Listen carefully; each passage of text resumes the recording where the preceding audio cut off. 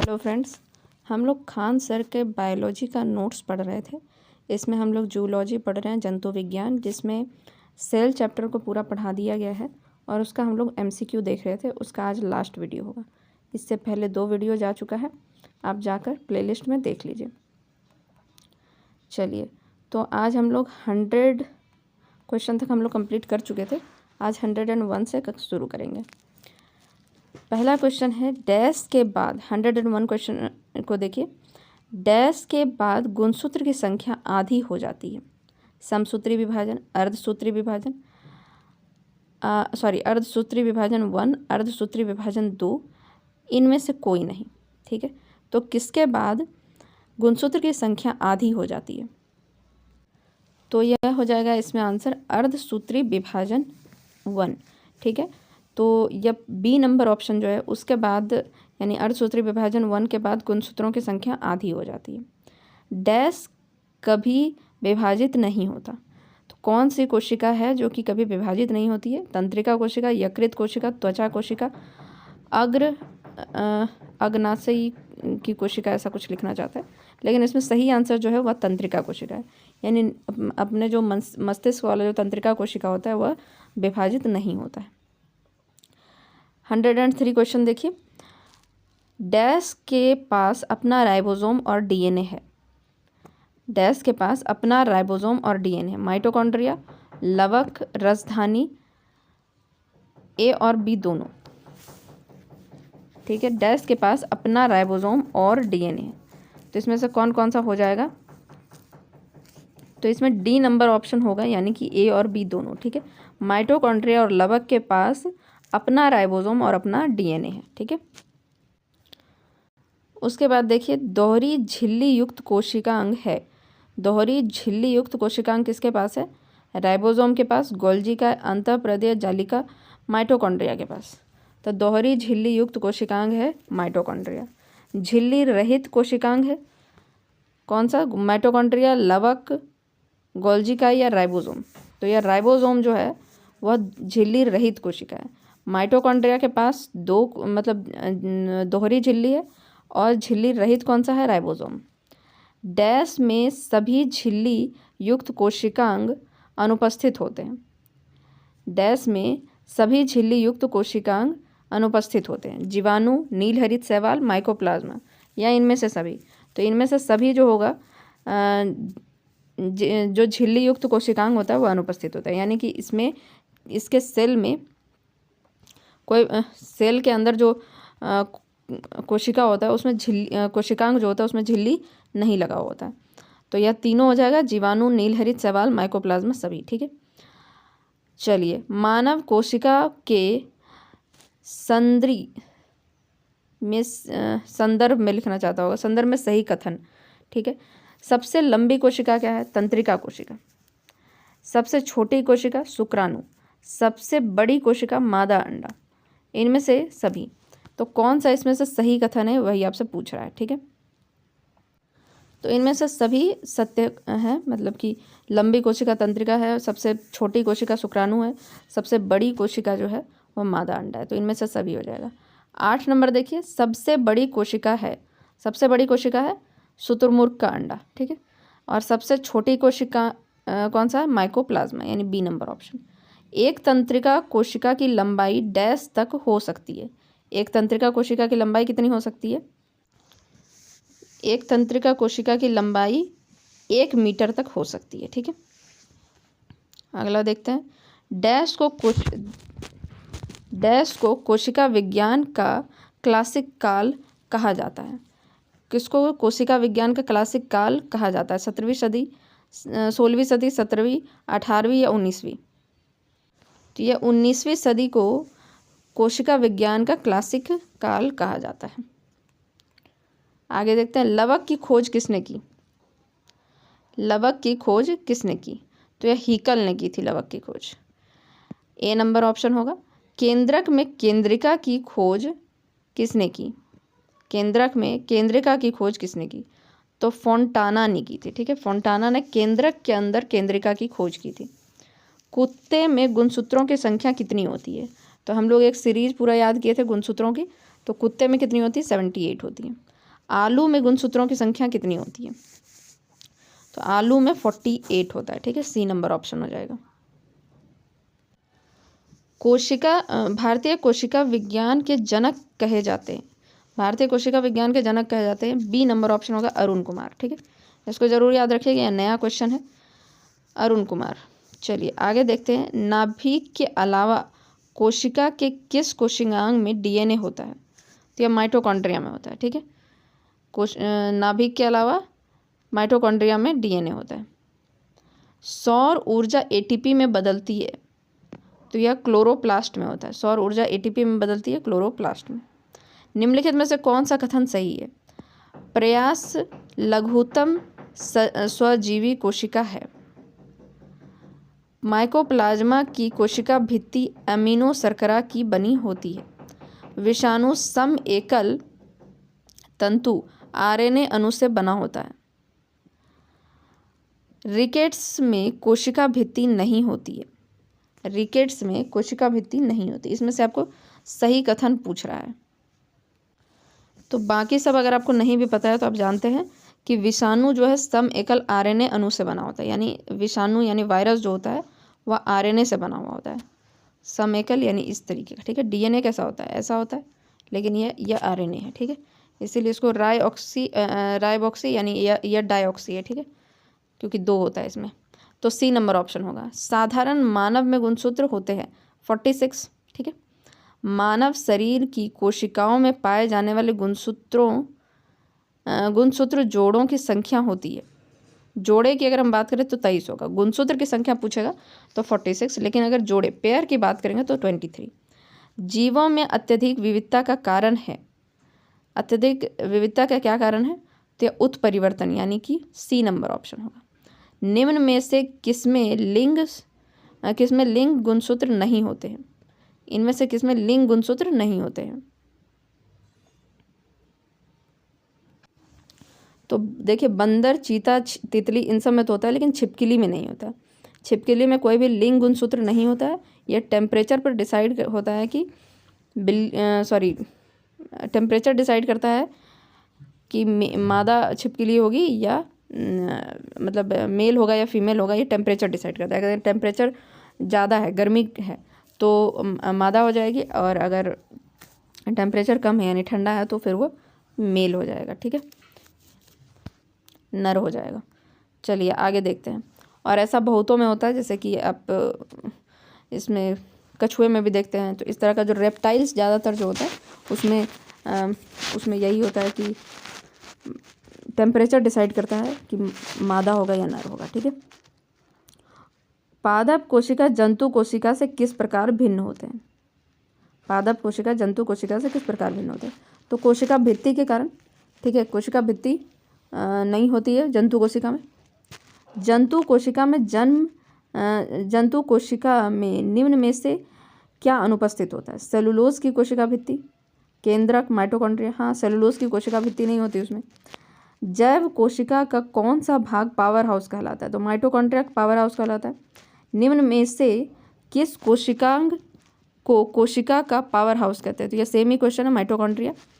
कोशिका का शीत स्रोत होता है, ये पता नहीं क्या क्वेश्चन पूछ रहा है। तो 128 नंबर आंसर देख लेते हैं हम लोग। ऐसे इसका आंसर भी माइटोकॉन्ड्रिया है, लेकिन हमको शक्ति स्रोत हमको समझ में नहीं आया क्या है कोशिका का। ये शायद पावर हाउस ही बोलना है। शक्ति स्रोत लिखा है, थोड़ा स्पेलिंग गलत हो गया।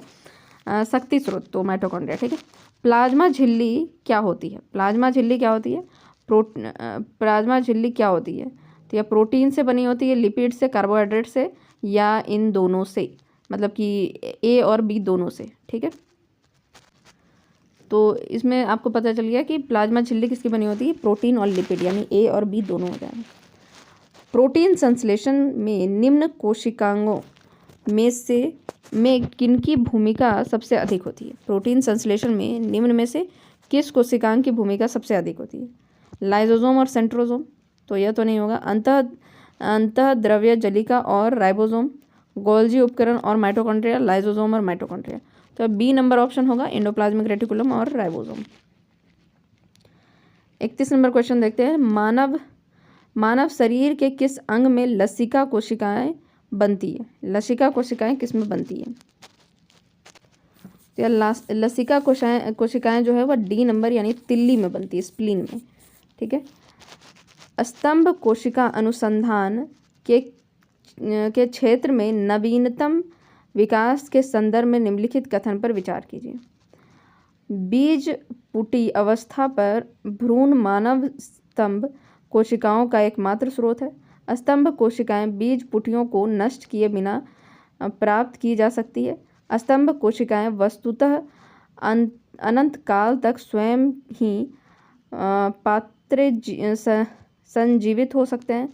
थोड़ा कठिन क्वेश्चन है ये, जरूर आईएएस का क्वेश्चन होगा। ठीक है, यूपीएससी का क्वेश्चन।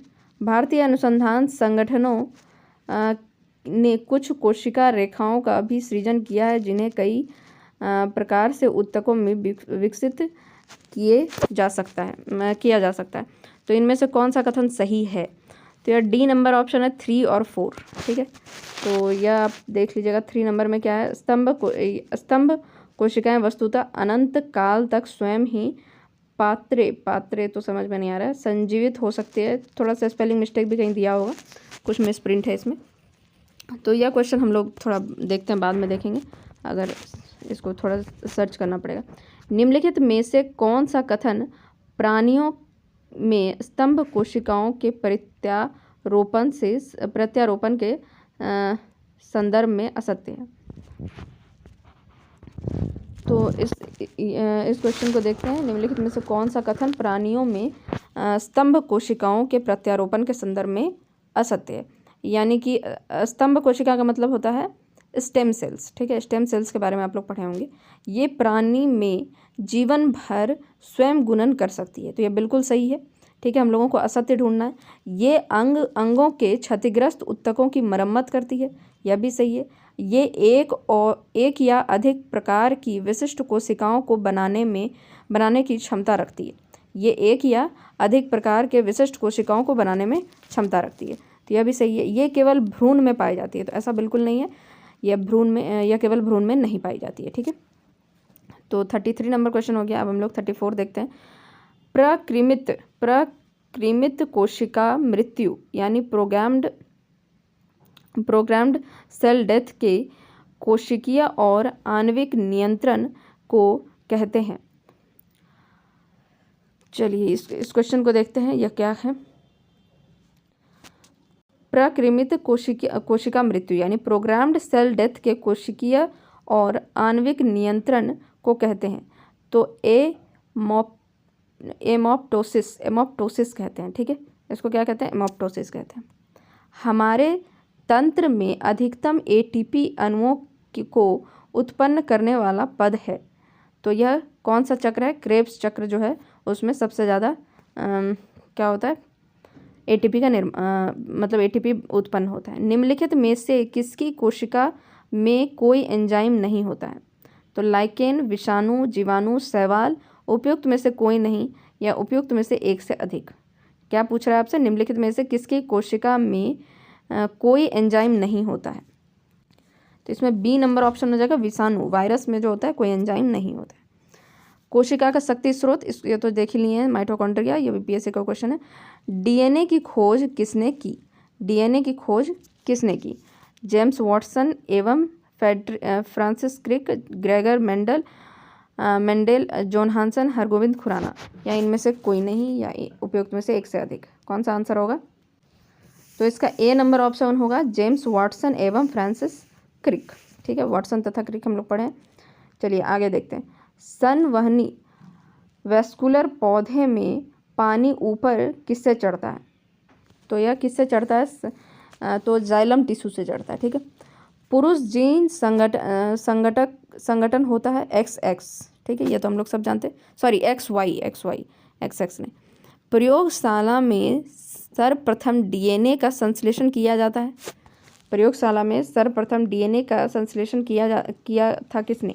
हरगोविंद खुराना ने। ठीक है, तो बी नंबर ऑप्शन होगा। तना काट आम तौर पर किसके प्रवर्धन के लिए प्रयोग किया जाता है? केला, गन्ना, आम, कपास। तो यह आम तौर पर जो है गन्ने के लिए किया जाता है। ठीक है, चलिए आम को तो आपको पता है कि नया पौधा बीज से लगाना पड़ता है, कपास भी ऐसे ही है। 80% से अधिक सेल से पाए जाने वाले पदार्थ हैं प्रोटीन, चर्बी, खनिज, जल। तो यह जल हो जाएगा। ठीक है, 80% से अधिक तो क्या पाया जाता है? जल पाया जाता है। मानवों की पहचान को सुनिश्चित करने के लिए जैव प्रौद्योगिकी आधारित अत्याधुनिक तकनीकों को काम में लाया जाता है। बायोमेट्रिक अन्वेषण, जीनोम अनुक्रम, डीएनए फिंगरप्रिंटिंग, गुणसूत्र प्ररूपण। तो पूछ रहा है मानव की पहचान को सुनिश्चित करने के लिए जैव प्रौद्योगिकी आधारित अत्याधुनिक तकनीक काम में लाए जाते हैं। तो यह कौन सा है? ई नंबर ऑप्शन है। उपयुक्त में से एक से अधिक या उपयुक्त में से कोई भी नहीं। तो आप इसका जवाब दीजिए, बीपीएससी का क्वेश्चन है। तो हम लोग जानते हैं ये डीएनए फिंगर प्रिंटिंग होगा। ठीक है, निम्नलिखित में से कौन जीवन की आधारभूत इकाई है? कोशिका, माइटोकॉन्ड्रिया, डीएनए, प्लाज्मा। तो यह कोशिका हो जाएगा। ठीक है, जंतु एवं पादप में नई कोशिका का निर्माण होता है पुरानी कोशिकाओं के पुनरुत्पादन से, अजैविक पदार्थ से, जीवाणुओं के किण्वन से, पूर्व स्थित कोशिका के विभाजन से। उपयुक्त में से एक से अधिक, उपयुक्त में से कोई भी नहीं। तो क्या कह रहा है? जंतु एवं पादप कोशिका का निर्माण कैसे होता है? तो पूर्व स्थित कोशिका के विभाजन से। पहले जो कोशिका है उसी से विभाजन होकर बनता है। झिल्ली रहित अंगक राइबोसोम मिलते हैं। कहाँ पर मिलते हैं राइबोसोम? प्रोकैरियोटिक में, यूकैरियोटिक में, दोनों कोशिकाओं में। तो यह दोनों कोशिकाओं में मिलते हैं। ठीक है, चलिए पौधे में प्रकाश संश्लेषण के लिए आवश्यक प्रकाशीय ऊर्जा को किस लवक द्वारा संचित किया जाता है? अवर्णी लवक, हरित लवक, वर्णी लवक, उपरोक्त में से सभी। क्या पूछ रहा है? पौधे में प्रकाश संश्लेषण के लिए आवश्यक प्रकाशीय ऊर्जा को किस लवक द्वारा संचित किया जाता है? तो यह हरित लवक द्वारा संचित किया जाता है। मानव शरीर के किस कोशिकांग में प्रोटीन का संश्लेषण होता है? राइबोसोम में होता है। ठीक है, जैव कोशिका में निम्न में से अनुपस्थित होता है? सेलुलोज की कोशिका भित्ति, माइटोकॉन्ड्रिया केंद्रक। तो यह ए नंबर ऑप्शन हो जाएगा। ठीक है, डीएनए की श्रृंखला बंधी होती है। डीएनए की श्रृंखला बंधी होती है कार्बन बंध से, ऑक्सीजन बंध से, नाइट्रोजन बंध से या हाइड्रोजन बंध से। तो यह हाइड्रोजन बंध होगा। ठीक है, तो हम लोग इसमें देखे थे कि ए जी सी टी इस तरीके से था। ठीक है, ऐसे नहीं, सी टी ऐसे नहीं था।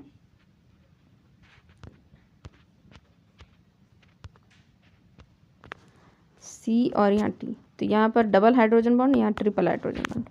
ठीक है, तो यह हो गया। उसके बाद आगे देखते हैं 52 नंबर। डीएनए एक बहुलक है न्यूक्लियोटाइड्स का, न्यूक्लियोसाइड्स का, अमीनो अम्ल का, या इनमें से कोई नहीं। तो डीएनए एक बहुलक है किसका? न्यूक्लियोटाइड्स का। ठीक है, तो यह पूरा जितना भी 152 क्वेश्चन था हम लोग कंप्लीट कर लिए। एक बार इसको रिवीजन करते हैं, फिर ये कंप्लीट हो जाएगा। चलिए 100 क्वेश्चन हम लोग शुरू किए थे, 100 तक कंप्लीट हो गया। तो उसके बाद डैश के बाद गुणसूत्र की संख्या आधी हो जाती है। तो अर्धसूत्री विभाजन के 1 के बाद, ठीक है, बी नंबर ऑप्शन, गुणसूत्र की संख्या आधी हो जाती है। डैश कभी विभाजित नहीं होती। तंत्रिका कोशिका कभी विभाजित नहीं होती है। डैश के पास अपना राइबोसोम और डीएनए है। तो माइटोकॉन्ड्रिया और लवक के पास अपना राइबोसोम और अपना डीएनए है। दोहरी झिल्लिका युक्त कोशिका किसके पास होती है? तो माइटोकॉन्ड्रिया के पास। झिल्ली रहित कोशिका कौन सा है? झिल्ली रहित कोशिका है राइबोसोम। ठीक है, डैश में सभी झिल्ली युक्त कोशिकांग अनुपस्थित होते हैं। तो जीवाणु में, नीलहरित शैवाल में, माइकोप्लाज्मा में, इन सभी में झिल्ली युक्त कोशिकांग अनुपस्थित होते हैं। सबसे लंबी कोशिका तंत्रिका कोशिका, सबसे छोटी कोशिका शुक्राणु, सबसे बड़ी कोशिका मादा अंडा। ये सभी सही है। सबसे बड़ी कोशिका है शुतुरमुर्ग का अंडा, सबसे छोटी कोशिका है माइकोप्लाज्मा। एक तंत्रिका कोशिका की लंबाई 1 मीटर तक हो सकती है। उसके बाद कोशिका विज्ञान का क्लासिक काल किसको कहा जाता है? 19वीं सदी को। लवक की खोज किसने की? तो हीकल ने लवक की खोज की थी। केंद्रक में केंद्रिका की खोज किसने की? तो फोंटाना ने की। कुत्तों में गुणसूत्र होती है 78, आलू में 48। उसके बाद हम लोग देखेंगे भारतीय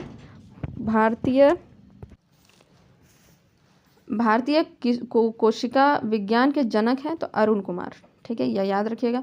नाभिक के अलावा कोशिका के किस कोशिकांग में डीएनए होता है नाभिक के अलावा?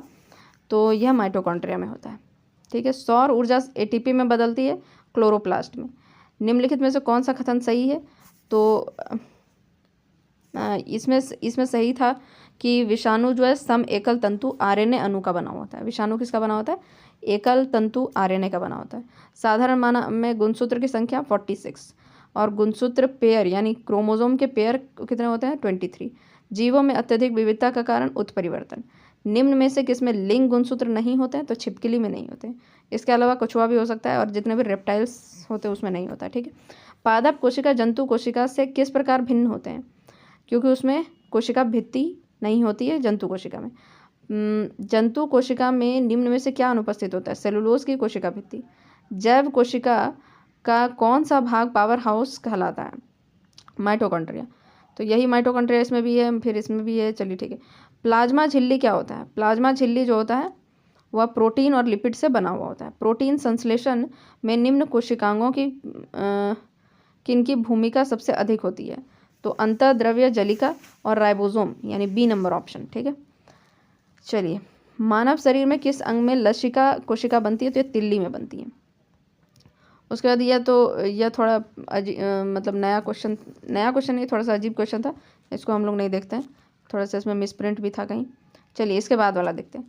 तो यह देख लिया था कि निम्न में से कौन सा कथन प्राणियों के स्तंभ कोशिका यानी स्टेम सेल के बारे में कह रहा है, प्रत्यारोपण के संदर्भ में असत्य है। तो यह बोल रहा है कि ये प्राणी में जीवन भर स्वयं गुणन करती है, बिल्कुल सही है।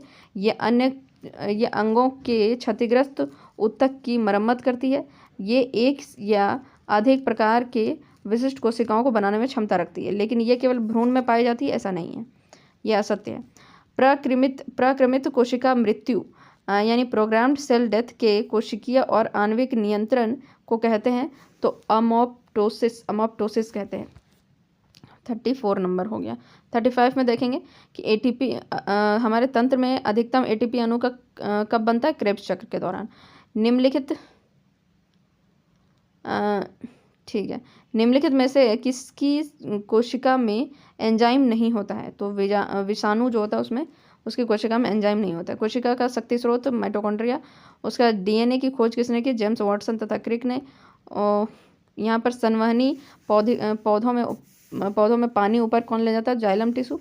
पुरुष जीन का संगठन होता है XY। प्रयोगशाला में सर्वप्रथम डीएनए संश्लेषण हरगोविंद खुराना। तना काट आमतौर पर प्रवर्धन है गन्ने का। 80% से सेल में क्या पाया जाता है? जल पाया जाता है। उसके बाद मानव की पहचानों को सुनिश्चित करने के लिए जैव प्रौद्योगिकी आधारित अत्याधुनिक तकनीकों का मतलब मानव का पहचान करने के लिए डीएनए फिंगरप्रिंटिंग का यूज किया जाता है। निम्नलिखित में से कौन जीवन की आधारभूत इकाई है? तो वह है कोशिका। जंतु एवं पादप में नई कोशिका का निर्माण होता है। जंतु एवं पादप में नई कोशिका का निर्माण होता है पूर्व स्थित कोशिकाओं के विभाजन से।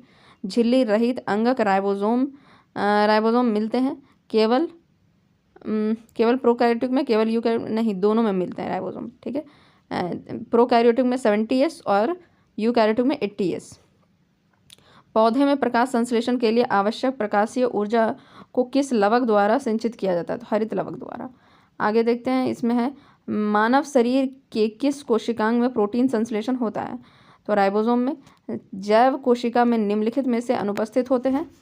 सेलुलोज की कोशिका भित्ति। डीएनए श्रृंखला बंधी होती है हाइड्रोजन बंध से।